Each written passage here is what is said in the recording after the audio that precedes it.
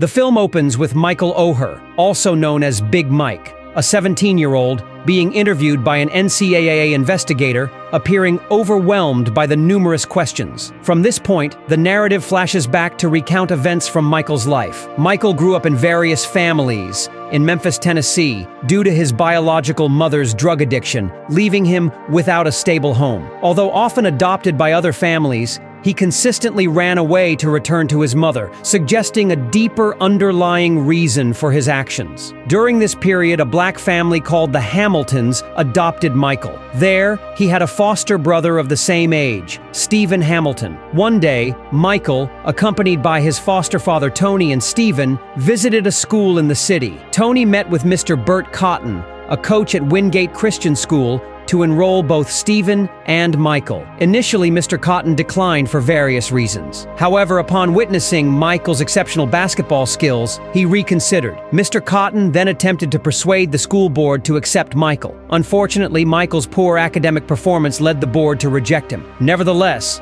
due to Mr. Cotton's persistence and desire to have Michael on the football team, Michael was eventually accepted. On his first day, Michael seemed quiet during an exam and failed to answer even a single question.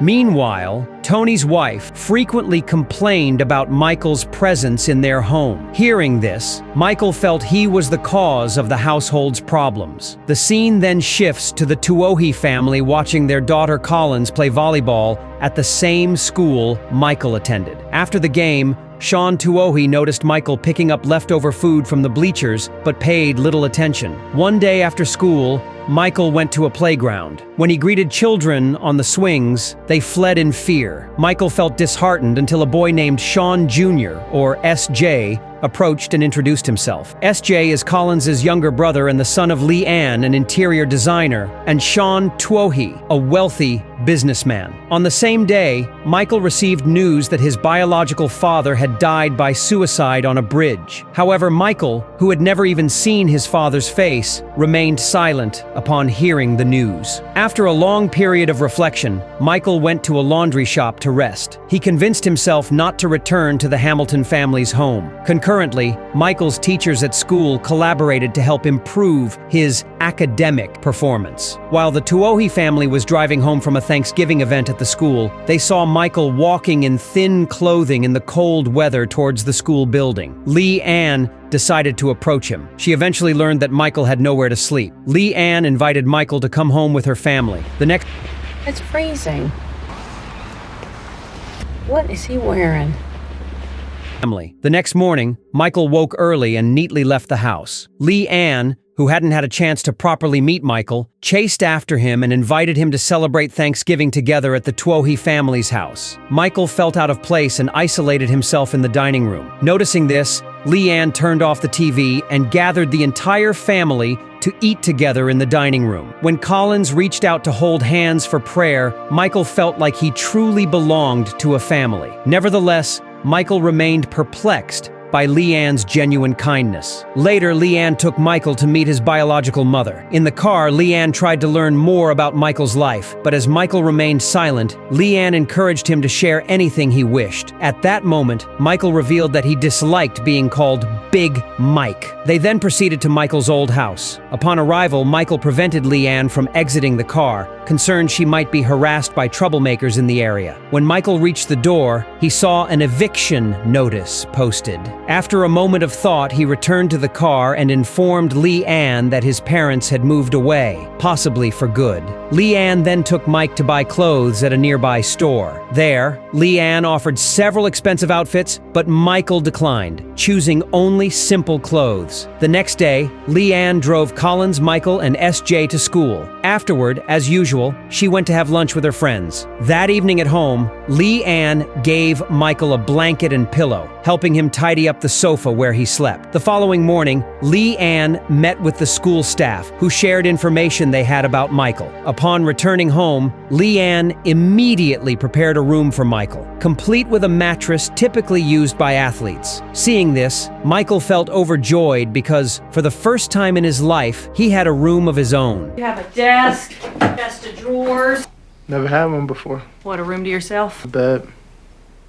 From that moment on, Michael attended extra classes every day at school. Gradually, his grades, which were previously D's, began improving to C's. The once reserved Michael started to change. He spoke more and grew closer to his new family. This was evident during their trip to a restaurant together. At the bookstore, Collins and SJ found storybooks their mother used to read to them. Leanne then asked Mike about books his mother had ever read to him, to which Mike replied that his mother never read stories to him. At the restaurant, Michael unexpectedly met his sibling, Marcus. Seeing Michael hugging Marcus sparked curiosity in Leanne and Sean. On the way home, Michael finally explained that Marcus was his brother. At home, Leanne read a bedtime story to Michael and SJ, while Collins secretly listened from behind the door. Christmas arrived, and the Tuohy family took a family photo for their Christmas cards. When Leanne saw Michael sitting apart from the group, she invited him to join the photo. For the first time, Michael had a family picture. When the Christmas cards were distributed, those around Leanne, from her cousin Bobby to her friends, expressed surprise. They were even more shocked when Leanne shared her intention to adopt Michael. Some worried that Michael's presence might endanger Collins. However, with her kind heart, Leanne ignored the negative comments about Michael. One day, Michael went to the library, choosing to sit alone, but Collins, who was there, felt sorry for him. She approached Michael and sat beside him, and Michael smiled. Football practice began. However, Michael looked awkward because he didn't know what to do with his large and tall build. He even tackled his opponents effortlessly, at one point carrying an opponent while trying to reach the ball. SJ tried to help Michael get excited about practicing and becoming a great football player. Mike then asked Leanne to help him obtain a driver's license so he could have an identification card to carry. Leanne took Mike to apply for a license, but the officer couldn't process it due to Mike's incomplete records. That day, Leanne spoke to Sean about her desire to legally adopt Michael. Sean was initially hesitant, having known him for only a short time. After a long discussion, Sean finally agreed to his wife's wish. The day arrived when Leanne visited the civil records office. She was shocked to learn that Michael's family background was extremely troubled. He was a ward of the state, his mother was a drug addict, and the identities of several of his siblings were unknown. Leanne eventually visited Michael's mother, Denise. She felt deep sympathy for Denise's condition. Denise revealed that Michael did not have a father and lacked even a birth certificate. Since being placed in state care, Michael had moved from one family to another because he always ran away to look for his mother. One morning, the Tuohy family gathered and discussed their intention to adopt Michael. Without hesitation, Michael immediately agreed. Mike finally obtained his driving license, and to celebrate, Sean gifted him a car. One day, Michael wanted to buy a new video game with SJ. On the way, they sang together while driving the car Sean had recently bought. However, Michael lost control and crashed into another vehicle. A shocked Leanne rushed to see them. She comforted both of her sons and assured Michael that the accident was not his fault. It was time for Michael to train with his football team. During practice, Michael struggled, and his coach, Mr. Cotton, had difficulty guiding him. Seeing this, Leanne stepped onto the field and motivated Michael. She told him, "When you see your opponent, think of protecting your family." Michael finally began to understand his role. When his first game began, even though it was just a local match, the Tuohy family was there to support him. During the first half, Michael's team conceded several points as the opposing team repeatedly attacked their quarterback. One of the opposing players even mocked Michael. However, Michael managed to control his anger. With encouragement from his coach, Michael regained focus and found his rhythm. He even pushed one of the opposing players off the field, leading his team to a resounding victory. That night, SJ shared the game footage with several prestigious universities. As a result, many college football teams became interested in Michael's talent and defensive skills. One day, while Michael was practicing, several college coaches came to watch him in person. Seeing Michael's performance, the coaches grew even more eager to recruit him. At home, Leanne began thinking of ways to ensure Michael's academic grades, especially his GPA, met college requirements. Sean doubted whether Michael could get an offer to play professionally. However, Leanne played several voicemails from top universities eagerly awaiting Michael's arrival. To help Michael, the Tuohy family hired a private tutor so he could study at home. Meanwhile, Michael's high school football career continued to shine,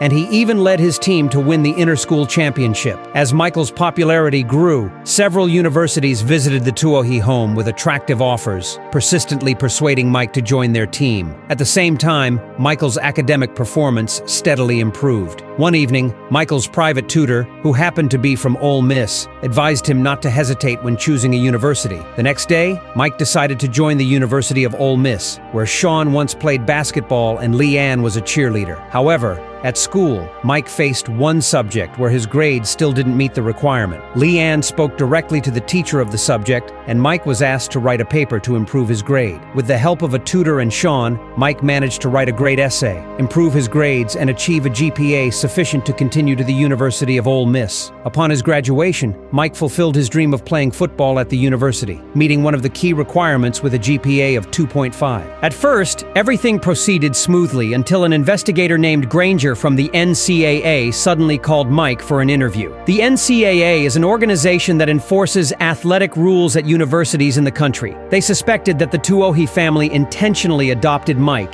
and provided all facilities to help the University of Ole Miss maintain its popularity, especially since the Tuohi family was a regular donor to the university. When Granger asked Mike about the reason behind his decision to choose Ole Miss, Mike felt uncomfortable and decided to leave the room. Outside, Mike met Leanne. However, he was affected by Granger's questions about the Tuohi family's motives for enrolling him at Ole Miss. Feeling confused and uncertain, Mike left. By nightfall, Mike had not yet returned home. It turned out Mike had gone to Hurt Village to search for his biological mother. Mike met his mother's neighbor, Alton, who told him that his mother wasn't home. Alton offered him a beer while waiting for his mother to return. Unexpectedly, Alton started making suggestive remarks about Leanne and Collins, Mike's adoptive sister. Michael, angered by Alton's comments, ended up arguing with him, which led to a fight. The next day, Mike contacted Leanne. They had an honest conversation, and Leanne allowed Mike to make his own choice. After the discussion, Mike felt calmer and more confident about his decision. Mike then returned to the NCAA and gave a firm statement that he chose the University of Ole Miss not out of pressure, but because his whole family had attended there. His brief yet convincing response finally resolved the issue. The time came for Mike to start his life at his new college. There, Sean gave Mike advice and prepared everything he would need for college. Meanwhile, Leanne felt heartbroken about having to part with Mike. After making sure everything was ready, Leanne hurried to her car, unable to show her sadness. But before Leanne left, Mike approached her and gave a warm hug to his loving adoptive mother. The hug became a symbol of Mike's gratitude and love for Leanne. The movie ends.